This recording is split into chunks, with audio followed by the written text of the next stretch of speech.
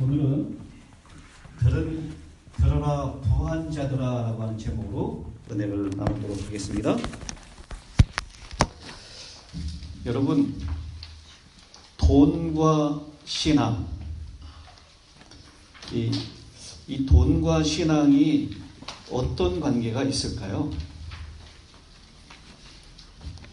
돈이나 경제적인 풍요로움이 있으면 신앙심이 훨씬 더 좋아진다. 반대로 돈이나 경제적인 풍요로움 때문에 오히려 신앙심에 악영향을 끼친다.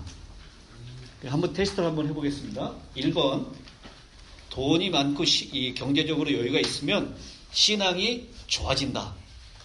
2번, 돈이나 경제적인 여유로움 때문에 오히려 신앙에 악영향을 끼친다. 1번이라고 생각하시는 분 손 들어보십시오. 사람에 따라 다르겠죠. 예, 사람에 따라 다르죠. 1번 다시 한번 손 들어주실까요? 하나, 둘, 셋, 넷, 다섯. 예. 돈이나 경제적으로 풍요하면 신앙이 별로 안 좋아진다. 2번. 하나, 둘, 셋, 넷. 왜 왔다 갔다 하세요? 아니, 본인의 생각을 하는 거예요. 이 통계가 왔다 갔다 하잖아요. 근데 여러분, 이 통계 가운데 이 55%는 돈이나 경제적인 풍요로움이 신앙심에 악영향을 끼친다. 이렇게 얘기했어요. 그 다음에 32%만이 돈이나 경제적인 여유가 있으면 신앙이 오히려 좋아질 것이다. 이렇게 얘기를 했습니다. 이게 2000년도의 통계니까 아마 지금도 별 다르지 않을 거라고 생각을 합니다. 돈이 있으면 천국 가기 쉽다, 어렵사?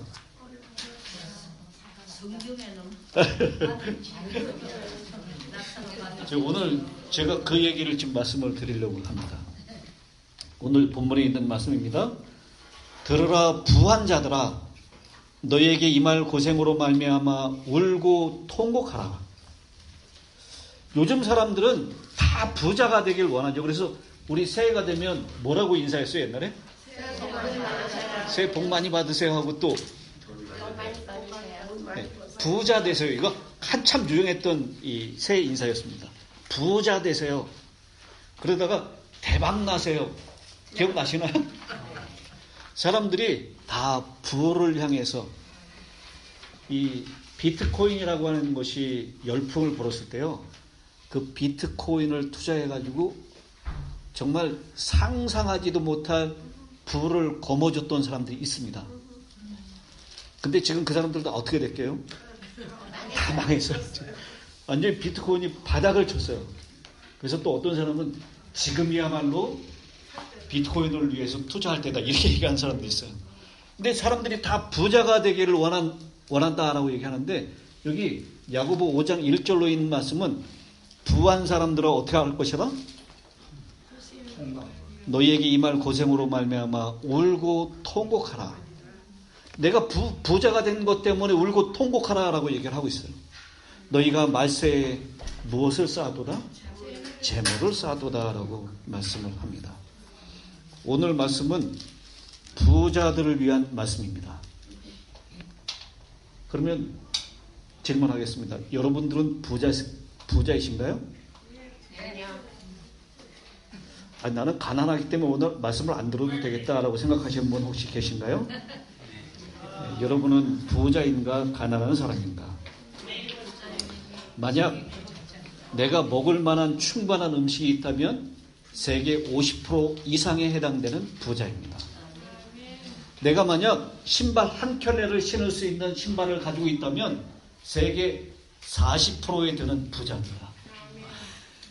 지금 우리 집에 전기가 들어온다면 전기 없이 사는 20억의 사람들보다 감사해야 합니다. 내 집에 마실 식수가 들어온다면 마실 물이 없이 사는 10억 명의 사람보다 감사해야 합니다. 하루에 10,000원, 달러로 하면 한 10불 정도예요. 10불 이상의 돈으로 살고 있다면 10불이 없어서 가난의 굴레에서 힘겹게 사는 12억의 사람들보다 감사해야 합니다. 먹을 음식이 있고 입을 옷이 있고 잠을 잘 보금자리가 있다면 인류의 4분의 3 사람보다 더 행복한 사람임을 알아야 합니다. 내 은행 잔고에 여분의 돈이 있고요. 집에 어딘가에 동전을 넣을 수 있는 저금통이 있다면 그 사람은 8% 안에 드는 부자입니다. 여러분, 부자입니까? 가난한 사람입니까? 여러분은 부자입니다. 그래서 오늘 들어라 부한자들아, 여기에 다 해당되시는 분들입니다. 그런데 부자는 하늘나라에 갈 수 있을까요? 하나님은 부자를 싫어하실까요? 성경은 착하고 충성된 부자가 나옵니까? 성경에? 오늘 성경에 나오는 두 부자의 이야기를 나누고 싶습니다. 첫 번째 부자는 누가복음 18장에 있는 말씀인데요. 오늘 제가 이 두 부자의 이야기를 나누면서 세 가지를 가지고 좀 초점을 맞추려고 합니다. 첫 번째는 이유, 세 가지 질문에 초점을 맞추는데요. 두 번째는 반응, 그 다음 세 번째는 결과입니다. 이제 첫 번째 부자의 이야기부터 시작하겠습니다. 누가복음 18장 18절, 어떤 관원이 물어 가로되 선한 선생님이여 내가 무엇을 하여야 영생을 얻으리까? 여기 누가복음 18장에 있는 말씀을 한번 성경 펴서 보실까요? 누가복음 18장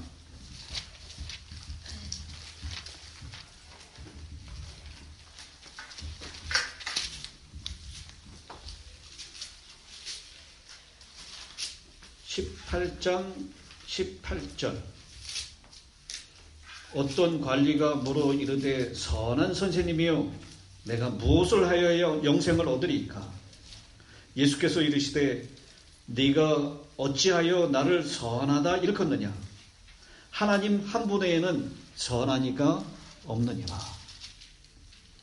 이 관원 그리고 청년 그리고 그 사람은 부자예요? 가난한 사람이에요? 우리 다른 복음서에 있는 말씀을 보면 그는 부자였다라고 얘기합니다. 그러니까 부자였고 관원이었고 젊은 청년이었어요. 이 사람이 예수님께 왜 찾아왔습니까? 찾아온 이유를 우리가 먼저 보겠습니다. 그것은 바로 영생을 어떻게 하면 얻을 수 있습니까? 라고 하는 것 때문에 찾아왔습니다. 예수님께 무엇인가 얻기 위해서 찾아왔다라는 것이죠. 그때 이 예수님께서는 그 청년에게 무엇을 말씀하시냐면 네가 계명을 안 하니 간음하지 말라. 몇 번째 계명이죠? 7번째. 네, 7번째 계명. 살인하지 말라. 6번째 계명. 도둑질하지 말라. 8번째 계명. 거짓 증거하지 말라. 9번째. 예, 그러니까 7, 6, 8, 9. 그 다음에 몇 번째 계명이 나와야 됩니까? 10번째 계명이 나와야 되겠죠. 근데 예수님께서 몇 번째 계명으로 돌아가요? 5번째 계명으로 돌아가십니다. 이 10계명에 대해서 말씀하시는데 그것의 요약은 바로 하나님을 사랑하고 서로 사랑하라라고 하는 것이죠.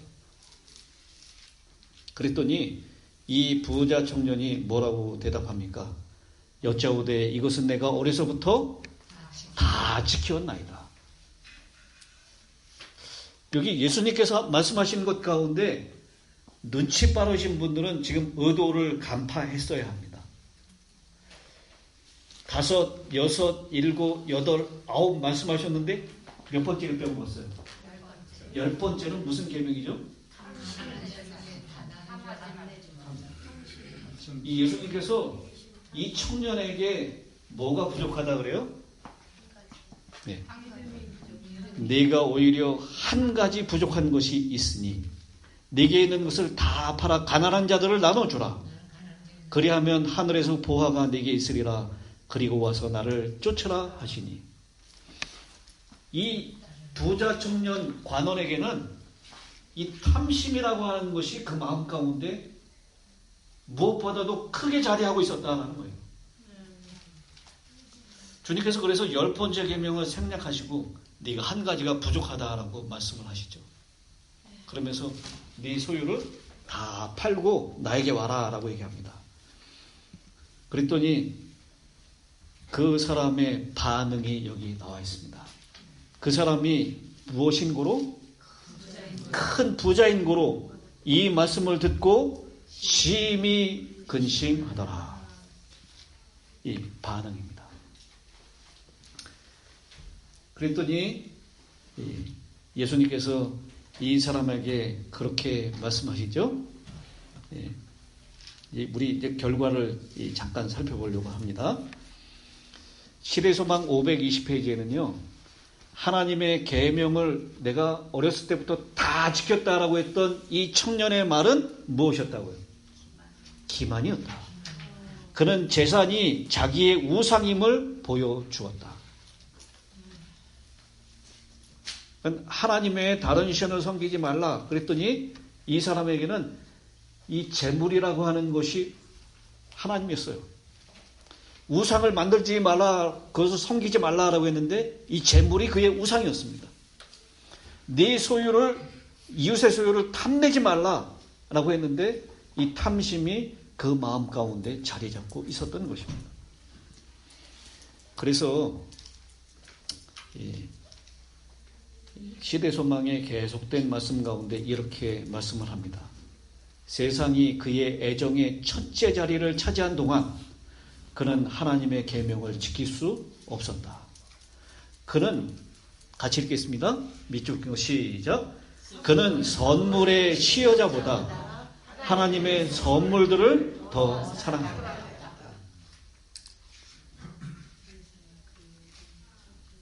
그래서 그 결과 예수님께서 저를 보시고 가라사대 재물이 있는 자는 하나님 나라에 들어가기가 어떻게 어려운지, 무슨 이유로 왔는지, 그리고 어떻게 반응했는지, 그리고 그 결과는 어땠는지를 설명하고 있는 것입니다. 재물이 있는 자가 하나님 나라에 들어가기가 어떻게 어려운지, 그 다음 무엇입니까? 약대가 바늘귀로 들어가는 것이 부자가 하나님의 나라에 들어가는 것보다 쉬우니라 하신대. 여러분, 이런 바늘이 있으면 들어가겠죠. 낙타가 통과할 수 있는 바늘귀 큰 건 통과하겠죠. 그러나 이 바늘귀로 낙타가 통과하는 것, 이건 불가능하다. 그것처럼 누가 들어가기가 어렵다고요? 부자가 들어갈 수가 없다라고 얘기를 합니다. 그랬더니 듣는 자들이 얘기를 합니다. 그런즉 누가 구원을 얻을 수 있나이까? 왜 사람들이 이렇게 말했냐면요. 당시의 부자는 다 누구의 축복으로, 누구의 은혜로 부자가 됐다라고 생각했습니까? 하나님의 은혜로. 우리도 요즘 부자는 하늘에서 낸다. 하나님을 잘 믿으면 부자가 된다. 이게 다 기복신앙과 연결되어 있는 사상들 아닙니까? 여러분, 예수 믿으면 부자가 됩니까? 이 말씀 조심해야 합니다. 예수 믿으면 다 부자가 되는 건 아니에요. 근데 내가 가진 것이 없어도 부자라고 자족하는 사람은 부자입니까? 아닙니까? 그런 의미에서 부자가 되는 겁니다. 아까 우리가 살펴봤죠? 신발 한 켤레만 있으면 이 지구상의 40%에 해당되는 부자라고. 근데 내가 연봉이 10만 불인데 연봉이 100만 불이 있는 사람 옆에 있으면 나는 부자입니까? 가난한 사람입니까? 우리가 항상 느끼는 것은 내가 부자인가 가난한가, 이것의 기준은 누구냐면 우리 주변에 있는 사람들과 비교가 안 돼요. 내가 좋은 차를 타고 다니지만 정말 세상에서 몇 대 없는 아주 비싼 차를 타고 다니는 사람들에 비하면 내 차는 아주 형편없는 차처럼 느껴질 수 있다는 것입니다. 저는 여러분 부자는 하늘나라에 가기가 참 힘들겠다라고 하는 것, 이게 성경이 말하고 있는 결론인가요? 너무 성급하게 결론을 내리시면 안 됩니다. 그 이어서 나오는 19장에 있는 말씀에서 우리가 답을 찾을 수가 있습니다. 이 두 부자가 누가복음 18장과 19장에 연달아 나오고 있어요. 예수께서 여리고로 들어 지나가시더라. 삭개오라 이름을 한 자가 있으니 세리장이요 또한 뭐라고요? 부자라고 얘기했습니다. 그는 세리장이었고 그리고 세리 중에서도 장이었기 때문에 엄청난 부자였을 것입니다. 정말 호라운 집에서 그 많은 수입을 가지고 떵떵거리며 남부럽지 않게 사는 사람이었을 것입니다. 저가 예수께서 어떠한 사람인가 하여 보고자 하되 키가 작고 사람이 많아 할 수 없어. 여러분, 이 예수님께 이 삭개오가 나갔던 이유는 지금 무엇입니까?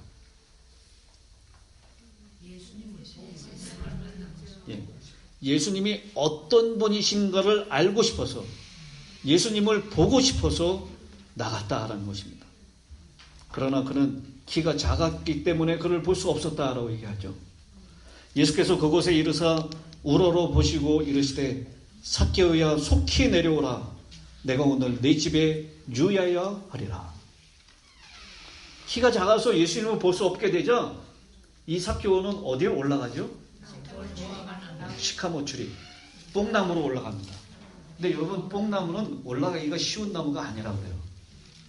왜냐면 그 뽕나무 굉장히 미끄럽기도 하고 이 가지가 약하기 때문에 올라갈 때 참 위험한 나무다라고 얘기합니다. 그런데 예수님을 한번 보고 싶은 열망 때문에, 예수님이 누구인가를 알아보기 위하여 그는 그 위험한 뽕나무 위로 올라갔던 것입니다. 이것이 바로 첫 번째 부자와 두 번째 부자의 큰 차이점입니다. 여러분, 그 첫 번째 부자 관원 청년, 그 사람의 이름을 아시는 분 계십니까? 최 목사님 연구를 많이 하셨을 테니까 그 부자 청년 어디 책에서 읽어보셨습니까? 그 이름은? 못 읽어봤어요. 혹시 구 목사님 청년 이름 들어보신 적 있습니까? 그건 아무 데도 없어요. 이 청년이 바로 그날 예수님을 영접했으면 제자들의 판도와 위상이 달라졌을 거예요. 얼마나 유능한 청년인지 몰라요. 시대의 소망에 바로 그가 예수님의 제자가 됐다면 예수님의 사업은 달라졌을 것이다 라고 얘기해요. 근데 그의 이름은 어디에도 등장하지 않습니다. 그저 근심하며 떠나갔었던 이름 모를 한 부자 청년으로 기억될 뿐입니다. 그런데 이 두 번째 등장하는 부자는 우리가 다 아는 대로 2000년이 지났지만 그 이름을 누구로 기억하고 있습니까? 삭개오라고 이름을 기억하고 있습니다. 여러분, 이 삭개오가 어떻게 했는지 그 반응을 한번 보십시오. 급히 내려와 즐거워하며 영접하거나, 이 삭개오의 반응이었습니다. 삭개오가 서서 주께 여짜오되 주여 보시옵소서, 내 소유의 절반을 가난한 자들에게 주겠사오며 만일 네 것을 토색한 일이 있으면 4배나 갚겠나이다. 예수님을 만난 삭개오의 반응은 즐거워하며 기뻐하며 예수님을 영접한 것입니다. 젊은 부자 간호는 예수님을 뭐라고 불렀죠? 선한 선생이요, 선생님이라고 불렀어요. 근데 이 삭개오는 예수님을 누구라고 부릅니까? 삭개오는 예수님을 주여라고 부릅니다. 예수님을 개인의 구조로 영접한 것입니다. 그리고 그의 소유의 절반을 다른 이웃들에게 나누어 주겠다라고. 근데 이 말을 하고 있을 때 삭개오가 이미 어떻게 하고 있었다 그러죠? 이렇게 예수님께 말하기 전에, 뽕나무로 올라가기 전에 이미 삭개오는 이제 더 이상 토색하는 일을 그쳤다 그래요. 그리고 가난한 자들을 보면 나누어 주기 시작하는 삶을 살았다라고 얘기합니다. 예수님을 영접한, 예수님을 만나기 위한 그 삭개오의 변화된 모습을 우리가 보게 되는 것입니다. 예수께서 이르시되 오늘 구원이 이 집에 이르렀으니 이 사람도 하나님의 자손이 이러라. 바로 결과입니다. 예수님을 보고자, 그분을 알고자 열망하여 찾아간 삭개오에게, 그리고 그 예수를 개인의 구주로 영접하고 예수님과 같이 따르고자 한 삭개오에게 구원이 선물로 함께 이른 것입니다. 이 젊은 관원처럼 구원받기 위해서, 영생을 얻기 위해서 예수님께 찾아간 것이 아니었습니다. 그는 예수님을 알고자, 예수님을 뵙고자 찾아갔던 것입니다. 그리고 예수님과 같이 되고자 그렇게 결심했을 때 구원이 그의 집에 이르게 된 것입니다. 부자에게도 희망이 있습니까? 부자에게도 희망이 있습니다. 모든 부자가 다 하늘에 들어가기 어려운 것이 아니라 젊은 관원과 같은 부자,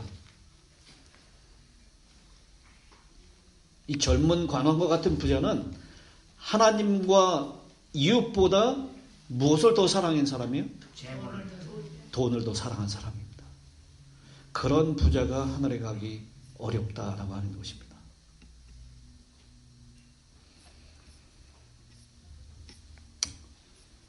우리 이유, 반응, 결과, 이 두 부자의 모습을 우리가 살펴봤습니다.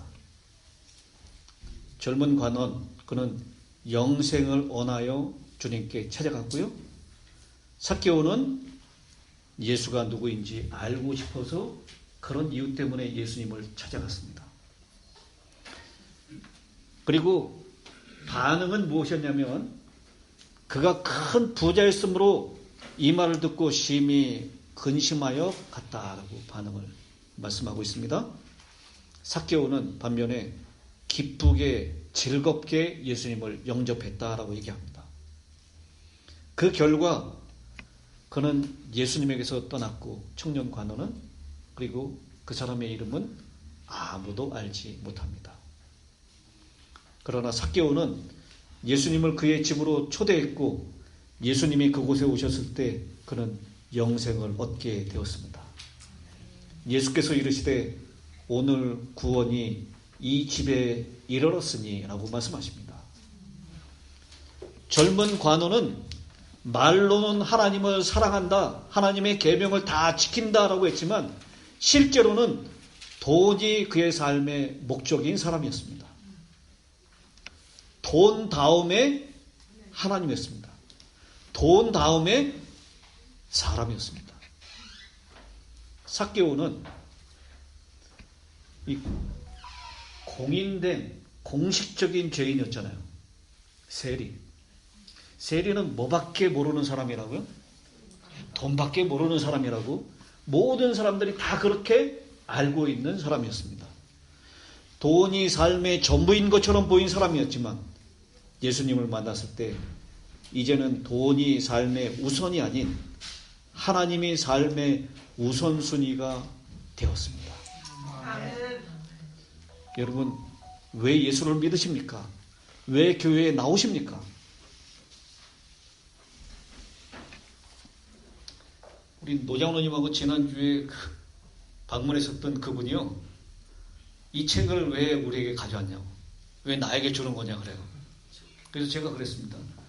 이 책에 좋은 소식, 복음이 있기 때문에 이 복음을 잘 듣고 믿으시라고 가져온 거라고. 그랬더니 솔직하지 않다는 거예요, 저보고. 그래서 저는 솔직하게 그런 마음으로 가져왔습니다. 그랬더니 솔직하게 얘기해 보라고. 이걸 왜 나한테 가져온 거냐고. 그러면서 그분이 제 속마음으로 어떻게 그렇게 잘하시는지 모르겠어요. 솔직하게 얘기해서 교회 나오라고 가져온 거죠? 그런 거예요. 저는 그게 솔직한 마음 아니라고 이거 복음을 들으라고 읽으시라고 가져온 거라고 그냥 교회 나오라고 하는 거지. 그래서 교회 나오면 뭐를 합니까? 헌금을 하죠. 이 사람들이 생각이 다 이렇게 돈으로 연결이 되어 있어요.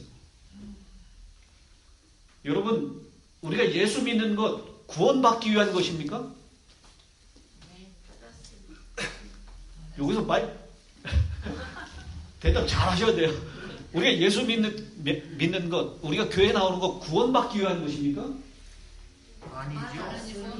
받았기 때문에 감사함을 하나님께. 우리가 왜 여기 나오는 겁니까? 교회 나오는 겁니까? 예수님 보고 싶어서. 예수님 닮고 싶어서. 우리가 예수를 믿는 이유가 구원이나 축복이나 돈이 아닌 것을 분명히 아셔야 합니다. 그 동기가 잘못됐어요. 부자 청년은. 늘 돈을 탐심했던 사람은, 이 사람은 영생도 돈으로 살 판이에요. 그래서 예수님께 오로지 관심이 있는 것은 무엇이냐면 내가 어떻게 하면 영생을 얻을 수 있습니까? 근데 삭개오는 동기가 달랐잖아요. 그런데 목사님, 예. 죄송합니다. 외람됩니다만 저는 예수님을 믿을 때 교회 나올 때 구원받기 위해서 나왔습니다. 예. 구원받기 위해서. 그거 설명을 드릴게요. 그런데 이제 나중에 제가 믿으면서 성경 공부를 하고 보니까 예수님께서 이제 이미 우리에게 구원을 주셨다는 걸 나중에 깨달았습니다. 예. 나중에 깨달았으니까 얼마나 다행이십니까? 근데 우리의 예수 믿고 교회 나오는 목적은 구원받고 예수 믿으면 자녀가 잘 되고 승진하고 건강하고 축복받고 이게 목적이 아니라는 거예요. 그건 소위 말하는 기복신앙을 하는 사람들의 목표입니다. 여러분, 우리가 천국 가는 게 목표가 아니잖아요. 천국에 누가 계시기 때문에? 예수님이 계시기 때문에. 바꿔서 말하면 지옥에 예수님이 계신다면 어디에도 또 쫓아가야 된다고요?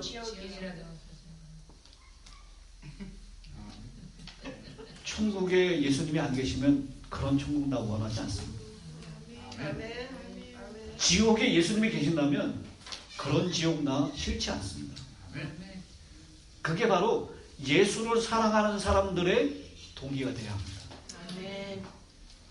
그래서 우리 그리스도인의 경험 가운데 목표는 살아계신 예수님을 만나는 것이고 그 살아계신 예수님을 닮아가는 것이어야 합니다. 우리는 예수님과 함께 오는 그 모든 것을 다 받을 수 있어요. 구원, 축복, 이 모든 것은 예수님처럼 살고 예수님을 따를 때 자연적으로 우리에게 따라오는 것들입니다. 그래서 무엇을 먹을까, 무엇을 입을까, 무엇을 마실까 염려하지 말라. 이것들은 다 이방인이 구하는 것이요. 하늘 아버지께서는 그것이 우리에게 있어야 할 줄을 아시느니라. 여러분, 자녀들이 아침에 일어나서 엄마 아빠한테 눈치 잘 보여가지고 오늘 밥을 얻어먹어야 될 텐데 이렇게 생각하면서 자녀들이 아빠 엄마 오늘은 저 굶기지 마시고 밥을 주세요 이렇게 얘기하는 자녀들이 있습니까? 그냥 먹으라고 그래도 안 먹는다고 때를 쓰고 막 그러잖아요. 누구기 때문에 그래요? 네. 사랑하는, 그래서 우리가 무엇이 필요한지를 알고 그 필요를 채워주는 부모님이기 때문에 당연히 그렇게 먹을 것, 입을 것, 잠잘 곳을 주시는 분으로 믿고 따르는 것 아닙니까? 우리가 예수를 믿을 때 먹을 것, 입을 것, 잠잘 곳 때문에 예수를 믿는 것이 아니라 예수를 따라가면 그 모든 것들은 다 우리에게 저절로 다가오는 것임을 기억하시게 되길 바랍니다. 너희가 하나님과 재물을 겸하여 섬기지 못하느니라. 마태복음 6장 24절입니다. 여기에 이 재물을 영어 성경에 뭐라고 얘기하냐면 멤몬이라고 했습니다. 그 멤모나스라고 하는 것, 이 헬라어로 멤모나스라고 하는 것인데 아람어로는 맘몬이라고 하는 단어입니다. 십계명의 첫째, 둘째 계명, 다른 신들을 내게 두지 말라, 우상을 만들지 말라. 그런데 이 재물이 하나님과 반대편에 서 있는 뭐가 되는 것입니까? 신이 되는 것입니다. 하나님이냐 아니면 맘몬이라고 불려지는 재물이냐, 이게 지금 동격으로 나타나고 있는 거예요. 하나님을 섬길지 재물을 섬길지, 누구를 신으로 섬길지. 아까 부자 청년 관원은 바로 재물을 신으로 섬긴 사람이었습니다. 그러나 삭개오는 다른 사람이 볼 때 이 사람은 틀림없이 돈에 목숨 거는 사람. 그런데 그는 알고 봤더니 하나님을 섬기는 사람이었습니다. 돈을 사랑함이 일만하게 뿌리가 된다. 디모데전서 6장 10절에 있는 말씀입니다. 돈을 하나님보다 더 사랑하는 것은 죄입니다. 또 다른 우상을 만드는 것입니다. 다른 신을 섬기는 것입니다. 그래서 이 돈을 사랑하는 것, 그것은 죄의 모든 종류의 뿌리가 된다라고 그렇게 말씀을 하고 있는 것입니다. 구원이, 축복이 우리 삶의, 그리스도인 삶의 목표가 아니라 예수님같이 되는 것이 우리 삶의 목표가 되어야 합니다. 예수를 따르는 것을 삶의 목적으로 갖게 될 때 하나님께서는 분명히 은혜를 주십니다. 축복을 주십니다. 그리고 넉넉하게 하실 것입니다. 고린도후서 9장 8절, 하나님이 능히 모든 은혜를 너희에게 넘치게 하시나 이는 너희로 모든 일에 항상 모든 것이 넉넉하여 모든 착한 일을 넘치게 하게 하려 하심이니라. 우리 주님께서 우리에게 주님을 따르는 사람들, 주님을 닮아가는 사람들에게 모든 것을 풍성하게 주실 줄로 믿습니다. 하나님이 재물을 맡기면 이 사람은 허튼 데 쓰지 않고 선한 일을 위해서 잘 쓰는 사람이다 라고 생각한다면 하나님께서 그 사람에게 재물을 넉넉하게 부어주실 것이라고 믿습니다. 여러분, 이 얘기 많이 들어보셨죠? 영국의 끝에서 런던까지 가장 빨리 가는 방법은 무엇인가? 영국의 한 신문사에서 공모전을 한 것입니다. 그랬더니 어떤 사람은 비행기를 이용해서 가면 제일 빨리 갈 것이다. 어떤 사람은 기차를 이용해서, 어떤 사람은 자동차를 이용해서 라고 적어 보내왔습니다. 그런데 여기에서 1등으로 당첨된 사람이 무엇인지 아시죠? 1등으로 당첨된 사람은 좋은 친구와 함께 가는 것이다 라고 얘기를 했습니다. 누구 손을 붙잡고 가는가가 중요합니다. 하나님과 함께 갈 때 그 길이 아무리 멀지라도 가장 가까운 길이 됩니다. 돈을 많이 주고 비행기, 비즈니스 클래스를 타고 가는 것, 그것이 즐겁고 행복한 여행처럼 보이지만 비록 걸어갈지라도 하나님과 함께 가는 길이 가장 아름답고 가장 행복하고 가장 빠른 길이라고 하는 것입니다. 오늘 말씀을 마치면서요, 무엇이 우리들을 행복하게 만드는가? 이 하버드에서 72년 동안 엄청난 돈을 투자해가지고 1930 몇 년부터 2012년까지 연구한 연구 결과예요. 하버드 대학생들 몇백 명, 그리고 주변에 있는 사람들 몇백 명 해가지고 그 사람들의 생애를 70 몇 년 동안, 어떤 사람은 죽었죠. 죽을 때까지 추적 관찰했어요. 어떻게 사는 것이 행복한 삶인가? 그런데 여러분, 좋은 직장을 가지는 것, 연봉이 많은 것, 그리고 좋은 집, 좋은 차, 이것이 사람을 행복하게 하는 것이 아니다라고 결론을 내렸습니다. 무엇이 우리들을 행복하게 만들까요? 이 연구의 결론은 삶에서 가장 중요한 것은 관계이며 그 관계는 바로 사랑의 관계가 될 때 사람을 행복하게 만든다라고 얘기합니다. 천국이 아름다운 이유는 황금이 깔려 있고 다이아몬드와 보석으로 치장되어 있기 때문이 아닙니다. 우리를 세상에서 가장 사랑하시는 하나님이 계시기 때문입니다. 생애의 빛 21페이지에 이렇게 말씀합니다. 하나님은 우리를 하늘 본향으로 돌아가게 하고자 하실 수 있는 일을 다 하고 계신다. 여러분 얼마나 감격적인 말씀입니까? 하나님이 하여튼 하실 수 있는 모든 일을 다 동원해서 우리를 하늘로 데려가게 하시려고 하십니다. 잃어버린 자를 되찾고 그들을 아버지의 집으로 데려오기 위해서 하나님이 쏟고 있는 그 많은 수고와 노력에 감사하시게 되기를 바랍니다. 우리를 기다리시는 그 하나님을 우리 삶의 주인으로 모시는, 그래서 주님만이 내 삶의 목적입니다. 주님처럼 되는 것이 내 삶의 목표입니다라고 고백하는 삭개와 같은 그런 부자들 되시기를 바라면서 오늘 말씀을 마치겠습니다. 자, 찬미가 504장 찬미를 하겠습니다.